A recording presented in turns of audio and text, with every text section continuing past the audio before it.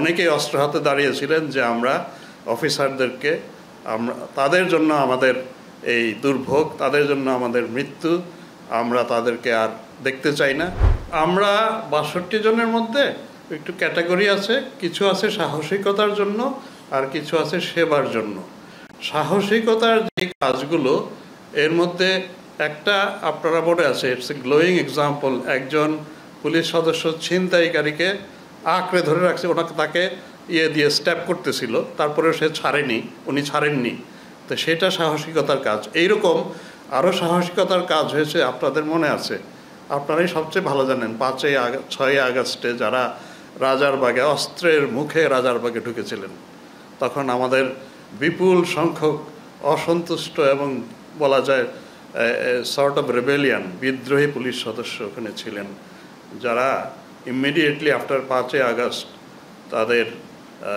তারা এই বাহিনীর বিরুদ্ধে, পরিচালনার বিরুদ্ধে, সর্বোপরি কর্তৃপক্ষের বিরুদ্ধে তারা প্রবল ক্রোধান্বিত ছিলেন এবং অনেকেই অস্ত্র হাতে দাঁড়িয়েছিলেন যে আমরা অফিসারদেরকে তাদের জন্য আমাদের এই দুর্ভোগ, তাদের জন্য আমাদের মৃত্যু, আমরা তাদেরকে আর দেখতে চাই না।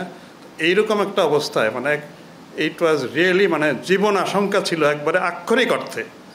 এর মধ্যেই আপনার ওই সময়ে অনেক ঊর্ধ্বতন কর্মকর্তা, এর মধ্যে আমার আগে যিনি ছিলেন প্রাক্তন ইন্সপেক্টর মঈনুল ইসলাম, ওনারা বিপুল সাহস নিয়ে ওনারা গিয়েছিলেন এবং মোস্ট অফ সবচেয়ে যে সেই গ্যালান্ট্রি অ্যাওয়ার্ডগুলো, বেশিরভাগ সাহসিকতার পদকগুলো ওই ঘটনার সাথে যারা জড়িত তারাই পেয়েছেন।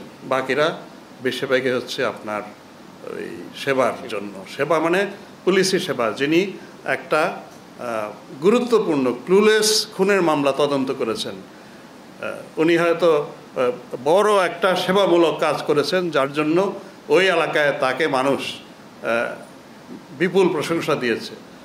এই ধরনের কাজগুলো আমরা সেবামূলক কাজের জন্য পদকগুলো দিয়েছি। আসলে দেশ আলটিমেটলি তো রাজনীতিবিদরাই চালাবেন, তারা তো নিশ্চয়ই সবচাইতে বেশি বোদ্ধা এবং দেশের কল্যাণ, মানুষকে এগিয়ে নিয়ে যাওয়া, নেতৃত্ব দেওয়া, এটা তো আসলে ওনারাই করেন। এখন আমরা তো তাদের নেতৃত্বের উপরেই আস্থা রাখি। আমরা বরাবরই বলে আসছি যে অনেক দেশে আছে যে পুলিশের ফাংশনাল অংশটুকু, অপরাধ তদন্ত, গ্রেফতার, এই অংশটুকু কোনো একটা স্বতন্ত্র বডিতে দেওয়া, যেটাকে আমরা স্বতন্ত্র পুলিশ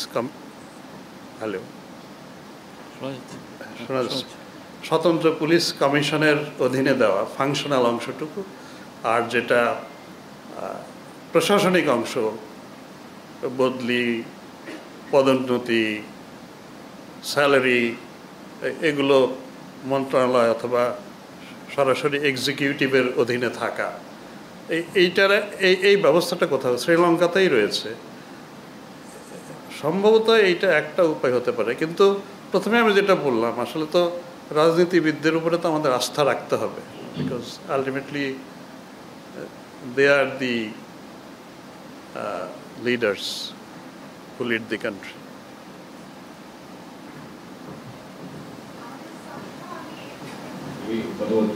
হ্যাঁ, আগে উনি বলুক, আগে একজন নারী সাংবাদিক বলুক, উনি আগে বলুক প্লিজ। আমার নাম সাবিহা, আমি এর থেকে কাজ করি। আমার প্রশ্ন ছিল, গণঅভ্যুত্থানের পর প্রায় 10 মাস কেটে গেছে, তো যতদূর জানি পুলিশ বাহিনীর সদস্য সংখ্যা 3,000 মতো। তো আন্দোলনের সময় কারা আসলে গুলির নির্দেশ দিয়েছিল? আপনি বলেছিলেন দায়িত্ব গ্রহণের পর প্রথম প্রেস কনফারেন্সে যে দায়ী ধারণের কাজ আপনারা করছেন, তো আসলে মোট কতজন এই অভ্যুত্থানে গুলি চালানোর নির্দেশ? Thank you very much. এটা আসলে এই মুহূর্তে বলা সম্ভব নয়, এই কারণে আমি বলছি আপনাকে যে প্রতিটা মামলায় কিন্তু আমরা তদন্ত করছি এবং প্রতিটা মামলাতেই কিন্তু ঘটনাগুলো উঠে আসছে। কেউ বলছে যে আমার সময় উনি বলেছিলেন, আমার সময় উনি বলেছিলেন। এখন মামলা তো প্রায় আমাদের 1500, এর মধ্যে আমার হত্যা মামলাই আছে প্রায় 600। তো এখন আমাদেরকে প্রত্যেকটা তদন্তেই আমাদের আসলে তথ্য এভাবে উঠে আসছে, এবং এটা হচ্ছে মামলা সব তদন্ত শেষ হলে হয়তো ফাইনালি গিয়ে আমরা বলতে পারবো যে আমাদের তদন্তের ফলাফল হিসেবে দেখা যাচ্ছে যে এতজন লোক তারা অর্ডার করেছিলেন, এতজন লোক গুলি করেছিলেন, এতজন লোক এই কাজে নিরত ছিলেন, এতজন লোক, মানে পুরো প্রক্রিয়াটা শেষ না হলে আমরা আসলে এটা বলতে পারছি না। Thank you. না, উনি করবেন। আমি জনগণকে কাজ করি।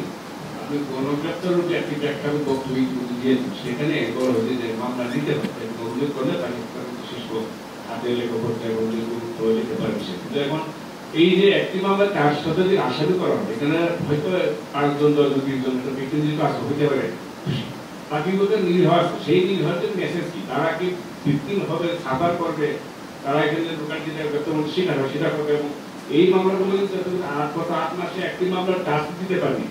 এই যে তোমার মায়ের মামলার তদন্তটা কত সময় রাখতে হবে টাস্ক, তো সেক্ষেত্রে ভিত্তিম কিভাবে ভিত্তিম হবে, কার জন্য আপনার কি প্রতিকার ব্যবস্থা কি রাখবে?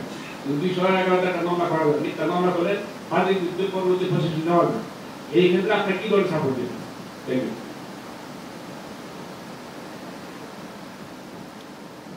আপনি অনেকটা কিন্তু উত্তর নিজেই দিয়ে দিয়েছেন।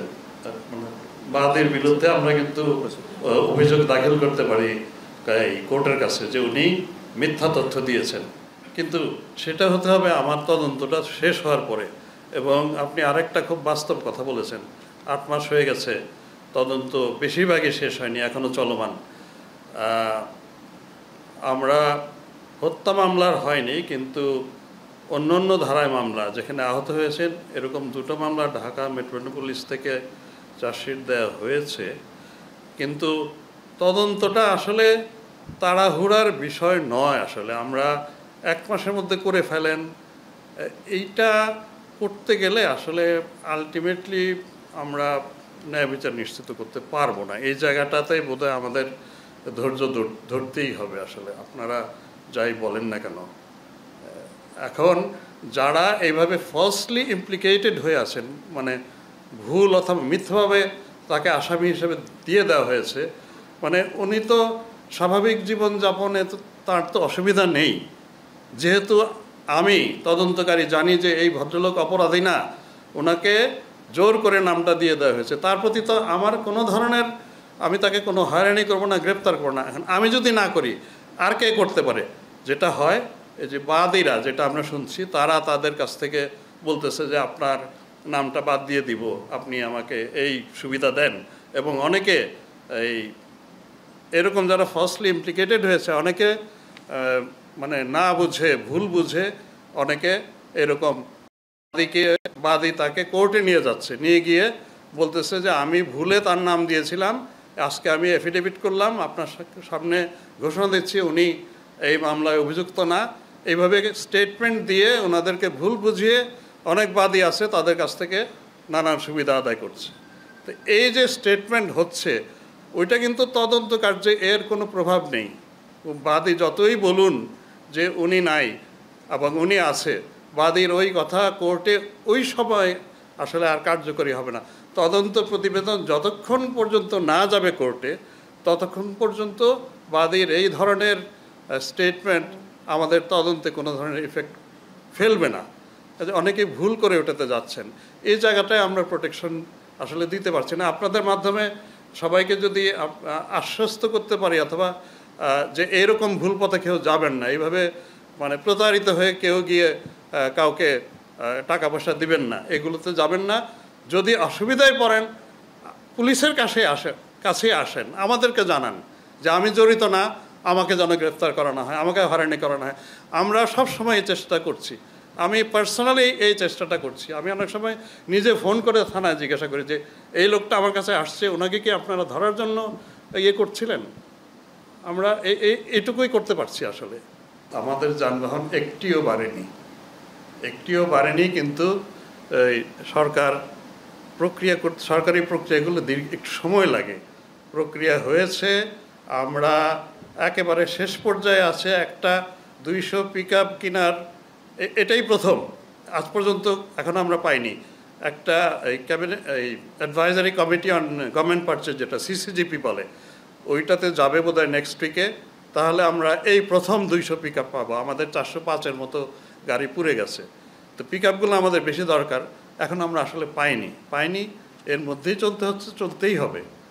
আর আমরা কতদিন সক্ষমতা, এটার তো কোনো there is no end to perfection. আসলে এখন 5ই আগস্টের আগে পুলিশ যে অবস্থায় ছিল, ওটাই কি পুরোপুরি সক্ষম পুলিশ অথবা কার্যকরী অথবা আপনাদের প্রত্যাশা অনুযায়ী পুলিশ ছিল? অবশ্যই না। আমরা চাইব আপনাদের প্রত্যাশা অনুযায়ী রিচ করতে, এবং that is an endless journey. কিন্তু তারপরও একটা লেভেল তো আছে, যে ওই লেভেলটায় অন্তত আমি যেতে চাই, যখন মানুষ মোরলেস বলবে যে না, গিয়ে সেবা পাওয়া যায়, পুলিশ দুর্ব্যবহার করে না, পুলিশকে দেখলে ভয় আসে না, মানে কর্তৃত্বপরায়ণ পুলিশকে করা।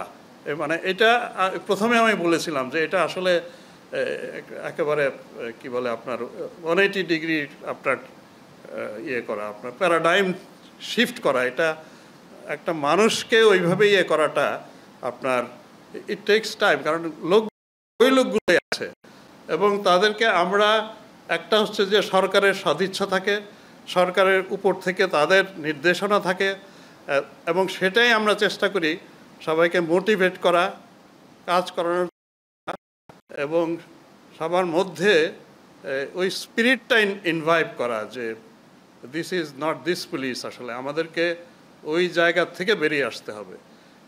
আমরা আসলে, আপনারা জানেন যে একটা বড় একটা ট্রমার মধ্যে দিয়ে আমরা গেছি।